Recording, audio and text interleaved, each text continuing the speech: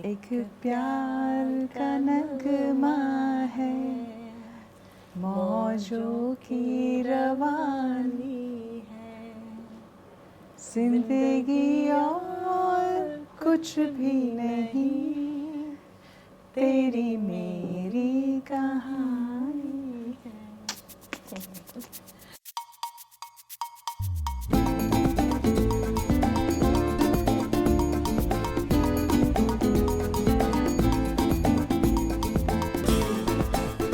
Oprah Winfrey ने कहा था, turn your wounds into wisdom.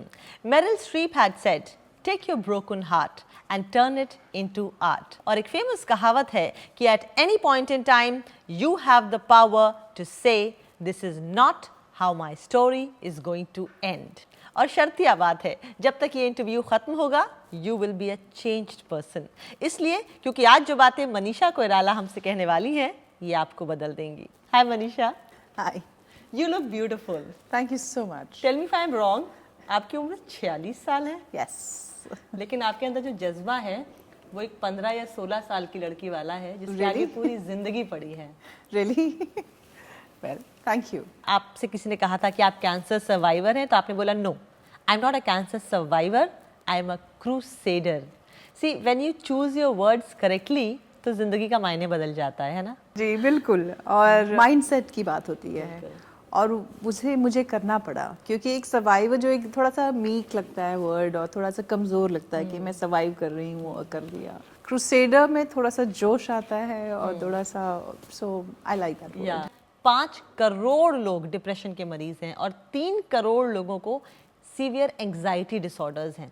सोचिए कि अपनी छोटी छोटी प्रॉब्लम्स से लोग लड़ नहीं पाते, उनके आगे हार जाते हैं। और आपने पहले एक फेलिंग करियर, फिर उसके बाद डिवोर्स और फिर उसके बाद ओवेरियन कैंसर जैसी बीमारी जिसको लोग इंडिया में फेटल समझते हैं कि अब तो मौत आ गई जी, अब तो उसके आगे जिंदगी नहीं है जी, आप उससे निकल आई। मेरी खुद की क्या कोशिश रही है कि ठीक है अगर मैं बच जाऊं, अगर मैं जी लूं तो किस किस्म की लाइफ में लीड करना चाहूँगी, किस किस्म का, किस क्वालिटी का होगा। तो मुश्किलें तो आती हैं, देखिए इंसान हूँ और लाइफ ऐसा है कि मुश्किलें तो हर कदम पे आती हैं। हाँ। और जो जैसा सोचा होता है वैसा होता नहीं है अक्सर, और दिल टूट जाता है, उदासियाँ आ जाती हैं, डिसअपॉइंटमेंट्स हो जाती हैं, एंग्जाइटी होती है, सैडनेस, डिप्रेशन होता है, सब होता है। लेकिन जब मैं उससे निकल के बाहर आई हूँ तो मुझे लगता है कि अगर मैं उससे निकल सकती तो ये तो कुछ भी नहीं है। बिल्कुल। सैडनेस का स्पेस है लेकिन इतना ज़्यादा स्पेस नहीं है। हाँ।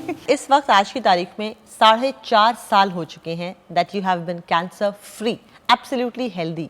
लेकिन अगर उन दिनों की बात करें जब आपको सडनली 2012 के एंड में, नवंबर दिसंबर में पता लगा था that you have ovarian cancer और आप न्यूयॉर्क जाकर रहने लगी थी, वहाँ पे इलाज करा रही थी, वो फेज कैसा था? इस दौर में लोगों को भी, मेरे दोस्तों को भी, जो मेरे करीब लोग, काफ़ी को समझ में नहीं आया कि वो मेरे साथ कैसे रहें, बिकॉज ये एक ऐसी भयानक रोग है जो कि लोग बहुत डर जाते हैं। और उनको ये वो लगता है कि भैया would she want me there or not, कि मैं कैसे मदद करूं, क्या करूं। तो इस कंफ्यूजन में काफी लोग ने मुझे अकेला ही छोड़ दिया। But that is not a good thing, ना? No, it's not a bad thing either.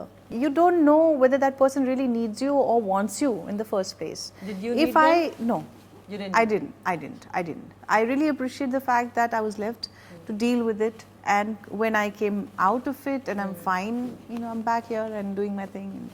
कभी-कभी मैं question भी करती हूँ कि why I'm alive. Oh. Because there's so many people that I know who have gone through this disease and they could not survive. काफ़ी लोग उनमें से अभी जिंदा नहीं हैं। मैं कभी-कभी अकेले में सोचती हूँ कि मुझे क्यों भगवान ने जिंदा रखा, मैं क्यों जिंदा हूँ। और तो एक ही उत्तर मिलता है कि maybe that probably I can do something to other people, you know, maybe like I don't know. और आपने कहीं कहा था कि that I was almost face to face with death. Yes. I wonder कि आपको नेशनल अवार्ड क्यों नहीं मिला और कैसे नहीं मिला, but all your films, Bombay, दिल से, खामोशी, ये औरतों को भी इन्फ्लुएंस करती थी एक बेटर लाइफ जीने को। आपके कैरेक्टर्स ने एक आवाज दी थी 90s में औरतों को, आपको खून से लव लेटर्स आया करते थे, यू नो। तो आप एक ऐसी चीज थी, ऑब्जेक्ट ऑफ अफेक्शन थी, ऑफ मेल अटेंशन थी। वो फेज एक औरत होने के नाते आपने कैसे डील किया उससे? मुझे अभी याद है जब मुझे अपने बाल को शेव करना पड़ा। मैं अपने खुद को शीशे में देखती थी और सोचती थी कहाँ से कहाँ, क्या से क्या। एक दो बार मुझे याद है जब मैं बहुत थक गई थी तो मैंने माँ से बोला था कि अब नहीं सहा जाता, तो बट माँ डांटती थी। हाँ, it was quite a phase. मैं समझ सकती हूँ। मुझे काफ़ी कंपेयर किया मैंने मीना कुमारी जी की, हालांकि मैं उनकी काफ़ी इज्जत करती हूँ और she is a legendary figure, but ये जो सैडनेस और डिप्रेशन और उससे एक्चुअली मुझे अनकंफर्टेबल फीलिंग होता था। और ये हमारे अंदर है कि we want to be victim और we want to be a winner और विक्टर। ज़्यादा स्ट्रेस नहीं लीजिए, ज़्यादा अपने आप को झुकाइए मत प्रॉब्लम से। प्रॉब्लम सबकी लाइफ में होती है, यू नो, छोटी बड़ी आती जाती है, but you know it's a beautiful life. Manisha, ये मेरा 15वां साल है doing what I am doing, so I have seen your graph also. मुझे आपका 2002, 3, 4, 5, 6, 7 साल याद है कि आपके बारे में जो स्टोरीज पहले आती थी, you were quite a girl, tough नाटा। आपके टैंट्रम्स भी मशहूर थे, गुस्सा आ जाता था आपको। एब्सोल्युटली, है ना? एब्सोल्युटली। बचपना काफ़ी होता था, यू नो, और क्या होता है कि 10 साल 20 साल इतना काम किया, काम के बाहर जाके ज़्यादा कुछ नहीं देखा। I was callus, not so grateful. एक अच्छे परिवार में जन्म दिया। अच्छे, देखिए please choose your word rightfully and carefully. ये नेपाल के प्रधानमंत्री जी की पोती हैं जी, और हाँ, उस प्रधानमंत्री की पोस्ट से भी अच्छा क्या है कि जो मेरा परवरिश हुआ, जिस किस्म के वैल्यूज़ और वो फ्रीडम फाइटर भी तो थे। फ्रीडम फाइटर थे, और मेरी दादी के साथ परवरिशा, मेरे माता जी पिताजी all are very idealism oriented people. मुझे कुछ ज़्यादा स्ट्रगल नहीं करना पड़ा फिल्म में एंट्री के लिए। मैंने मम्मी से खाली 1 हफ्ते मांगे थे मुंबई में, और 1 हफ्ते के अंदर मुझे 4-5 बड़े बड़े डायरेक्टर प्रोड्यूसर ने हाँ बोल दिया था। Boney Kapoor ji, Shekhar Kapoor ji, Rishi Kapoor ji, and then the 4th one was Subhash ji. भगवान ने मुझे सब कुछ मतलब कि प्लेटर में दिया। 8, 9, 10 साल के बाद मेरा कुछ करियर से कुछ उससे थोड़ा सा मैं ऊब सी गई थी। तो उस वक्त जो एक मेरा दौर रहा, उस वक्त I was complacent, not really grateful, not appreciative of the gifts that life had given me, and the last nail in the coffin was the cancer that I received. School girl किस type की थी? How was your school days? बदमाश तो बदमाशी थी बचपन से ही, और स्पोर्ट्स में मेरा बहुत इंटरेस्ट था। बास्केटबॉल में खेलती थी।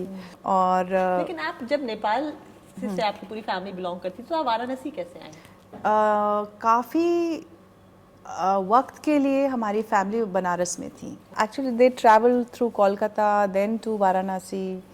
अंत में जाके वाराणसी में सब सेटल हो गए थे। मेरे दादी जी, मेरे चाचा लोग BHU में पढ़ते थे। मेरे मम्मी और डैडी की शादी भी बनारस में हुई, और मम्मी के भी फैमिली बनारस में थे। वहाँ पे मेरा पढ़ना हुआ। आपके फादर क्या करते थे? Politics. He's always been. He was a student. अभी रहे environment minister, I guess he was. जी, हाँ। But he was a political science के student.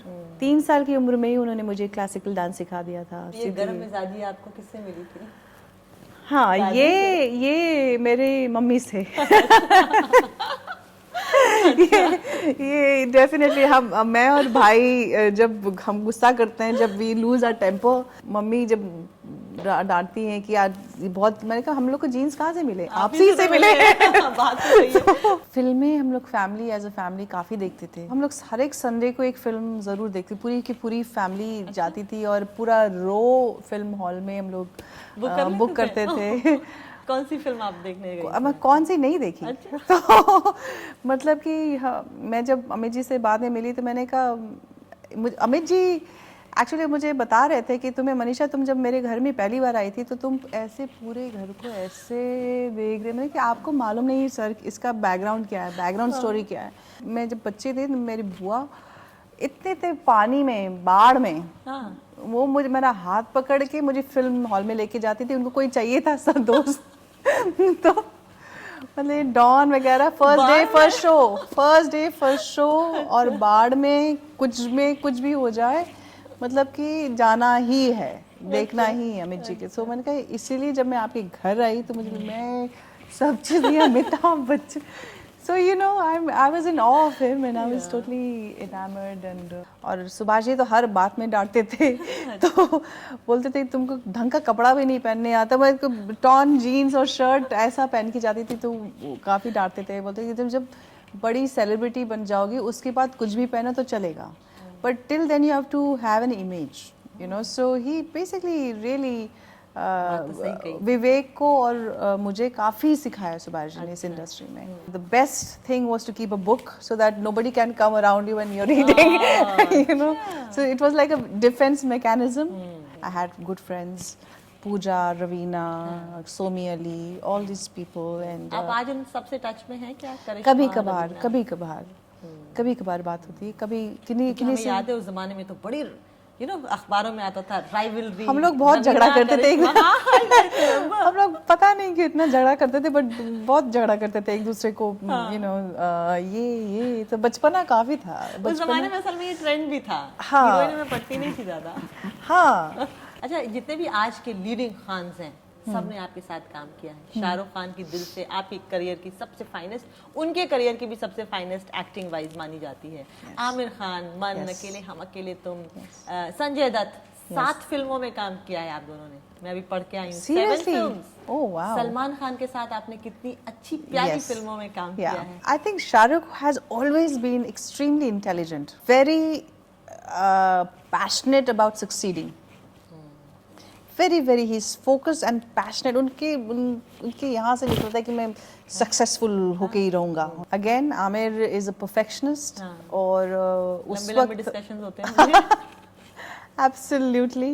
उस वक्त मुझे लगता कि बाप रे बाप बहुत काम करते हैं, क्योंकि मैं थोड़ा इंस्टिंक्टिव एक्ट्रेस रही हूँ और हमेशा मुझे फर्स्ट 2 टेक्स मुझे अच्छे लगते थे, तो आमिर के साथ काफ़ी रिहर्सल करना पड़ता था। तो I remember all that. Salman के साथ, Salman always had a big heart.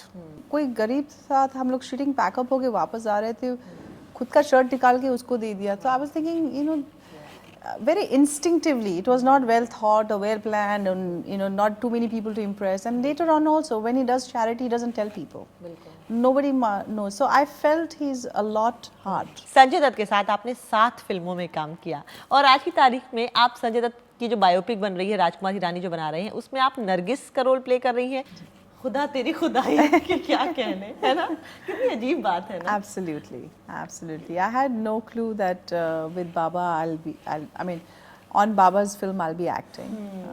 But it's really nice, and I'm actually more enamored with the fact that I'm playing Nargis Dachi. You look so good right now, huh? No plans of hooking up again? Oh no. I think at this point in my life, I am quite content with my work, with my life. I don't want to really do anything which will shake it. Let me live like this for a while, and you know. So we'll see later, whatever. But अच्छा, हमारी society में जब कोई लड़की कहती है आपके husband, no I'm divorced, oh I'm sorry. Yeah, I did receive couple of messages where they were sending me condolences and sending me, you know, we are sad for you, and I said, only if you knew that it's like, for me, if you're in a bad relation, the best thing is to separate and, you know, live beautifully, because one life, and you know, we must live properly. So there is no bad blood, bitterness. No. Absolutely not. And I take full responsibility of hurrying it up and wanting to get married, and got married and realizing that I'm not meant for this. So no fault from the other side, fault is mine. You say that, huh? I hurried. I shouldn't have hurried. But that's the problem with girls. जब उनको शादी करनी होती है तो वो अपने गांव जाती हैं, बजाय इसके कि वो आसपास के जिस माहौल में रह रही हो वहाँ पे जीवन साथी चुनने के. That was the reason. Some people are meant for it and some people are not meant for it. Earlier on, I had this very dreamy idea of a marriage. I had a very dreamy concept. So today, when a friend of mine is hurrying into marriage, because again there's a pressure that she's not been married. मैं संभाल के देखना, मेरा example है तुम्हारे सामने. तो सोच समझ के जो भी करना, सोच समझ के करना, और take your time. It's better late, but then to be sorry later on, you know. So कोई ऐसा सॉन्ग है फिल्मों का जो आपकी जिंदगी का आईना हो? तो एक बड़ा प्यारा सॉन्ग है, वेरी इंस्पिरेशनल, एक प्यार का नगमा है, मौजों की रवानी है. I really can't think of any song, but that's a beautiful song. So let's sing it. Okay. आप भी गाइए. हाँ. एक प्यार का नगमा है, मौजों की रवानी है, जिंदगी और कुछ भी नहीं, तेरी मेरी कहानी है. And lastly, if I am a person जिसको जिंदगी में मदद चाहिए, मेरा हाथ पकड़ के आप मुझे क्या बातें सिखाएंगे? मदद चाहिए. कोई भी ऐसी सोल जो परेशान है और जिंदगी से कोप अप नहीं कर पा रही है, उसका हाथ पकड़ के आप उसको क्या बातें सिखाएंगे? ये तो एक्चुअली मैं पहले उससे सीखना चाहूँगी, उसे जानना चाहूँगी कि क्यों ऐसी परेशानी आई है. उसके बाद मैं ये कहना चाहूँगी कि जो कुछ भी परेशानी तुम्हारे ऊपर आ रही है वो निकल भी जाएगी, क्योंकि कोई this to shell pass. You know, you're a beautiful soul. Have trust in yourself, have faith in yourself. You are born for a reason. Find that reason and you know, just find your path.